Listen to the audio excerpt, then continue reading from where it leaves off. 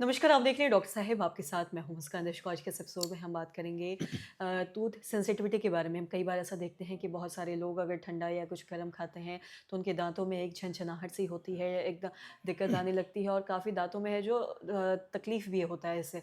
आज हम इसी बारे में तमाम जानकारी लेंगे और ये जानेंगे कि अगर बार बार किसी को ठंडा पानी पीने से या कुछ गर्म खाने से अगर दांतों में झनझनाहट हो रहा है तो क्या ऐसे में डॉक्टर से दिखाने की ज़रूरत है या फिर क्या कुछ ऐसे में करने की ज़रूरत है। इस बारे में तमाम जानकारी लेने के लिए आज हमारे साथ मौजूद है बिहार के जाने-माने dentist doctor Sanjay Santhalia sir. नमस्कार, बहुत-बहुत स्वागत है आपका। सर, आपसे नमस्कार। जानना चाहेंगे कि अगर हम बात करें कि दाँतों में अगर किसी को झनझनाहट हो रहा है, ठंडा-गरम या कुछ भी खाने की वजह से, तो ऐसी स्थिति में उन्हें क्या करना चाहिए? क्या ऐसे में डॉक्टर से दिखाना ज़रूरी है या फिर घर में कुछ ऐसा उपाय है जो वो कर सकते हैं? ऐसे में क्या करना है, आप बताएँ? शुरुआत में यदि आपके दाँतों में किसी भी वजह से झनझनाहट जिसको कि हम लोग सेंसिटिविटी कहते हैं, हुँ, वो आप महसूस करते हैं और कंटिन्यूअस 10-15 दिन, 20 दिन से वो लगातार हो रहा है, हुँ, तो आप तुरंत डेंटल सर्जन से मिलें कि कहीं न कहीं आपके दाँतों में कहीं घिसावट हो रही है हुँ, या और कोई समस्या हो सकती है।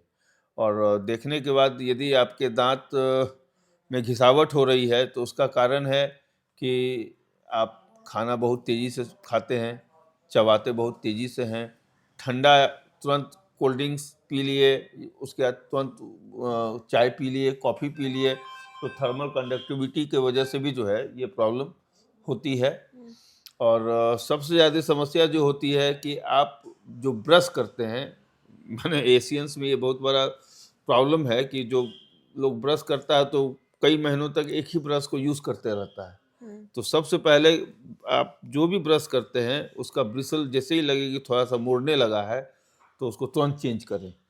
हर एक 2 महीने पे आप अपना टूथब्रश ज़रूर चेंज करें और ऐज वाइज़ यदि ऐज आपका ज़्यादा हो गया है, मिड ऐज में हैं, तो आप मीडियम टूथब्रश यूज़ करें और आप ज़्यादा एल्डरली हैं, तो सॉफ्ट टूथब्रश हुँ। यूज़ आपके लिए ज़्यादा सहायक होगा। जी। और साथ ही अगर हम बात करें जैसे कि आपने टूथब्रश की ही बात की है, आज हम टूथब्रश में भी देखते हैं कि लोग अलग-अलग टाइप के टूथब्रश यूज़ करते हैं। कई बार लोग जो टूथब्रश अपना यूज़ करते हैं इतना हार्डली यूज़ करते हैं और इतनी देर तक यूज़ करते हैं कि उनके दाँतों में घिसावट भी आने लगती है। और कहीं न कहीं इसका भी कारण हो सकता है कि दाँतों में झनझनाहट हो, तो क्या भी ऐसा हो सकता है? बिल्कुल हो सकता है मुस्कान।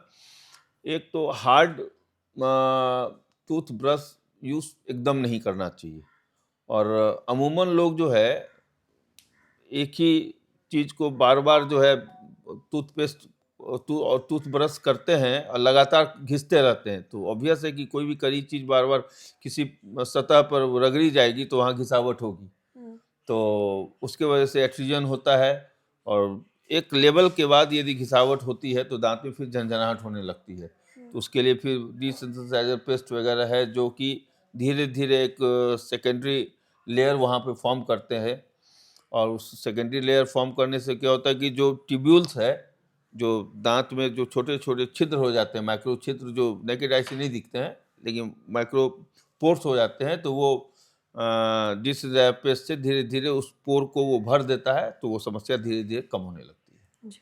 सर, बहुत-बहुत शुक्रिया तमाम जानकारी देने के लिए। तो आशा करते हैं दर्शकों कि आप भी ये समझ पाए होंगे कि दाँतों में जो झनझनाहट है वो किन कारणों की वजह से होती है। जैसा कि डॉक्टर साहब ने बताया कि अगर अपने आप जो ब्रश है वो अगर ज़रूरत से ज़्यादा यूज़ कर रहे हैं अपने दाँतों पे तो एक दाँतों में घिसावट आ जाती है और उस घिसावट की वजह से भी अगर कुछ ठंडा खाते हैं या कुछ गर्म खाते हैं तो उसमें एक सेंसिटिविटी आ सकती है। और साथ ही जैसा कि उन्होंने बताया कि ऐसी क्या-क्या चीज़ें हैं, आप एकदम से ठंडा या गर्म कुछ ऐसा खाते हैं तो इस वजह से भी ऐसी चीज़ें हो सकती हैं। तो आशा करते हैं दर्शकों की जो तमाम जानकारी है आपको लाभदायक रही हो। तो आज की इस वीडियो में इतना ही। अगर आपने मेरे चैनल को सब्सक्राइब नहीं किया तो तुरंत कर लें, साथ ही हमारे फेसबुक पेज को लाइक करें। वीडियो देखने के लिए आपका धन्यवाद।